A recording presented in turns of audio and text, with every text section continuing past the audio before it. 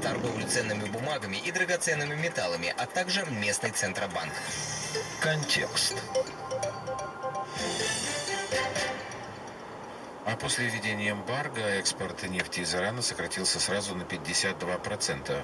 Это подсчитали специалисты. Санкции действительно доставляют Тегерану немало неудобств, но выводы агентства Bloomberg о потерях страны заведомо преувеличены, считает генеральный директор Российского центра изучения современного Ирана Раджаб Сафаров. Факт налицо, что это заказное исследование, и это призвано показать информационное прикрытие санкционной политики Соединенных Штатов по отношению к Ирану. Потери Ирана, они есть, но не в таком значительном масштабе. Санкции достаточно серьезно влияют на экономику, на общее состояние народного хозяйства, но больше они оказывают давление на общественное мнение Ирана. Для того, чтобы просто-напросто сохранить при этом свою